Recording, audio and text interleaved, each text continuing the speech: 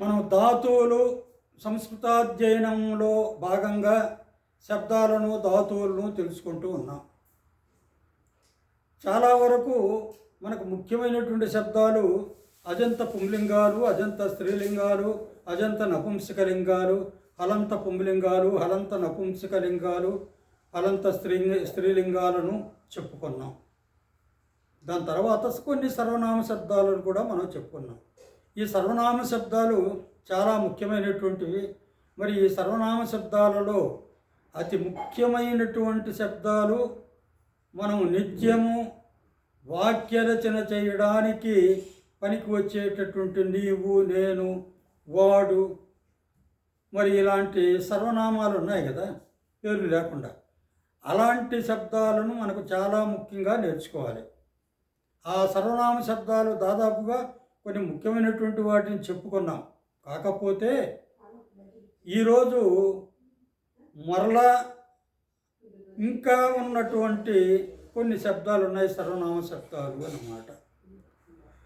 అలాంటి వాటిల్లో మరి అవి మీకు ఒకవేళ నేను చెప్పున్నా కూడా కొంచెం ఉపయోగకరంగానే ఉంటుంది. అది దానిని కూడా మనం నేర్చుకోవచ్చు.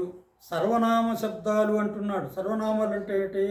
నామవాచకానికి బదులుగా వాడబడేటటువంటివి అన్నమాట. అందులో మొదటి శబ్దము సర్వ, సర్వౌ, సర్వే, సర్వం, సర్వౌ, సర్వాన్, సర్వేణ సర్వాభ్యాం సర్వైః, సర్వస్మై సర్వాభ్యాం సర్వేభ్యః, సర్వస్మాత్ సర్వాభ్యాం సర్వేభ్యః, సర్వస్య సర్వయోః సర్వేషాం, సర్వస్మిన్ సర్వయోః సర్వేషు. ఇది పుంలింగ రూపం అన్నమాట. ఇంకా స్త్రీలింగ రూపాలు ఏ విధంగా ఉంటాయి? మామూలుగా ఆకారంగా ఉంటాయి. సర్వా, సర్వే, సర్వాః. అందుకని ఆకారాంత స్త్రీలింగ సర్వా శబ్ద అంటారు. పుంలింగమేమో అకారాంత పుంలింగ సర్వశబ్ద. ఇది ఆకారాంత స్త్రీలింగ సర్వా శబ్ద అన్నమాట. సర్వా, సర్వే, సర్వా. మనకు అజంత స్త్రీలింగాలలో మరి రమా శబ్దం ఉంది కదా, రమా, రమే, రమా. అలాగనే ఉంటుంది. సర్వా, సర్వే, సర్వా. హే సర్వే, హే సర్వే, హే సర్వా. హే రమే, హే రమే, హే రమా. రమాం, రమే, రమా. సర్వాం, సర్వే, సర్వా.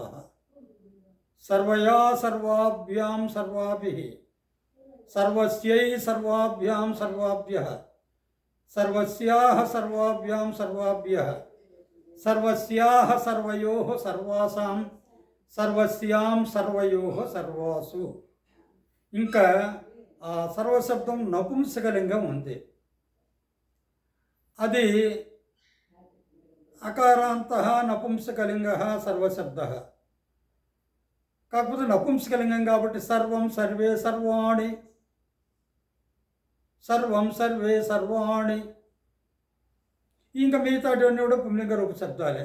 సర్వేణ సర్వాభ్యాం సర్వైః, సర్వస్మై సర్వాభ్యాం సర్వేభ్యః, సర్వస్మాత్ సర్వాభ్యాం సర్వేభ్యః, సర్వస్య సర్వయోః సర్వేషాం, సర్వస్మిన్ సర్వయోః సర్వేషు అని. మరొక అతి ముఖ్యమైనటువంటిది ఇది. దీనికి ప్రతివాడు అంటాం కదా. సహ, యహ ఇలాంటివి చెప్పినాం. కహ ఇలాంటి పదాలన్నిటికీ కూడా మనం మరి శబ్దాలు చెప్పుకున్నాం. వీటికి అర్థాలు ఏమిటంటే సర్వః ప్రతివాడు,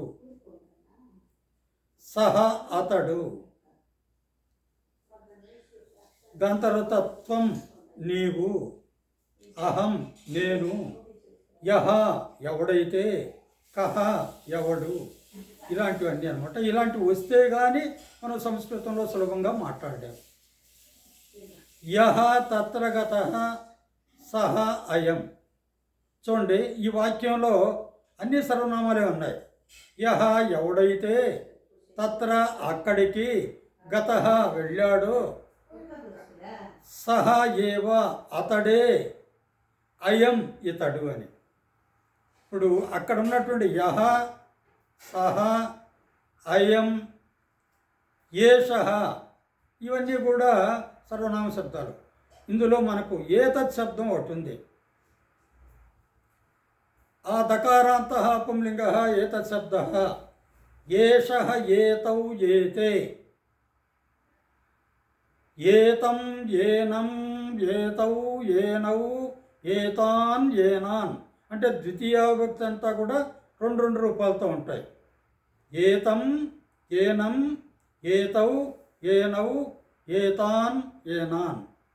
దాని తర్వాత తృతీయ విభక్తి ఏ విధంగా ఉంటుంది? ఏతేన, ఏనేన రెండు రూపాయలు. ఏతాభ్యాం, ఏతైః. చతుర్థి ఏతస్మై, ఏతాభ్యాం, ఏతేభ్యః. పంచమి ఏతస్మాత్, ఏతాభ్యాం, ఏతేభ్యః. షష్ఠి ఏతస్య, ఏతయోః, ఏనయోః. షష్ఠి విగ్రహించను రెండు రూపాయలు. ఏతయోః, ఏనయోః, ఏతేషాం. సప్తమి ఏతస్మిన్, ఏతయోః, ఏనయోః, ఏతేషు. ఇది స్త్రీలింగం ఏ విధంగా ఉంటుంది? ఏషా, ఏతే, ఏతాః. ద్వితీయ విభక్తి ఏతాం, ఏనాం, ఏతే, ఏనే, ఏతాః, ఏనాః. రెండు రెండు రూపాయలు ఉంటుంది. పుంలింగం రెండు రెండు రూపాయలు ఉంటుంది, స్త్రీలింగం కూడా రెండు రెండు రూపాయలు ఉంటుంది. దాని తర్వాత తృతీయ విభక్తి ఏతయా, ఏనయా, ఏతాభ్యాం, ఏతాభిః. స్త్రీలింగం కదా. దాని తర్వాత చతుర్థి విభక్తి ఏతస్యై, ఏతాభ్యాం, ఏతాభ్యః. పంచమ విభక్తి ఏతస్యాః, ఏతాభ్యాం, ఏతాభ్యః. షష్ఠీ విభక్తి ఏతస్యాః, ఏతయోః, ఏనయోః, ఏతాసాం. సప్తమ విభక్తి ఏతస్యాం, ఏతయోః, ఏనయోః, ఏతాసు. మరి ఈ ఏతత్ శబ్దం నపుంసకలింగంలో కూడా ఉంది. కాకపోతే ఇది మొదటి ప్రథమ ద్వితీయ విభక్తులు తప్ప మిగతాటివన్నీ కూడా మనకు పుంలింగ రూపాల్లాగానే ఉంటాయి. అదేవిధంగా చెప్పుకోవాలి మనము ఏతత్, ఏనత్, ఏతాని. ఏతత్, ఏనత్, ఏతే, ఏనే, ఏతాని, ఏనాని ద్వితీయ విభక్తి. దాని తర్వాత తృతీయ విభక్తి ఏతేన, అంత పుంలింగ రూపాల్లాగానే ఉంటుంది. నపుంసకలింగం కూడా ఏతేన, ఏనేన, ఏతాభ్యాం, ఏతైః. ఏతస్మై, ఏతాభ్యాం, ఏతేభ్యః. ఏతస్మాత్, ఏతాభ్యాం, ఏతేభ్యః. ఏతస్య, ఏతయోః, ఏనయోః, ఏతేషాం. ఏతస్మిన్, ఏతయోః, ఏనయోః, ఏతేషు. ఈ విధంగా మనం ఈరోజు కూడా మనం కొన్ని శబ్దాలు నేర్చుకున్నాం. ఏతత్ శబ్దం మూడు లింగాలలోనూ, దాని తర్వాత సర్వశబ్దం మూడు లింగాలలోనూ నేర్చుకున్నాం. ఈ శబ్దాలు ఏమిటంటే ఇంత ముందే చెప్తున్నారు కదా అని అనుకుంటే రావు. శబ్దాలు అనేక సార్లు మరి ఎప్పుడో 6వ తరగతి నుంచి మరి శబ్దాలు నేర్చుకుంటూనే ఉంటాం మేము. అందువల్ల శబ్దాలు నిత్యము నేర్చుకోవాలి కాబట్టి నేర్చుకోవాల్సిందిగా కోరుతూ ఉన్నాను.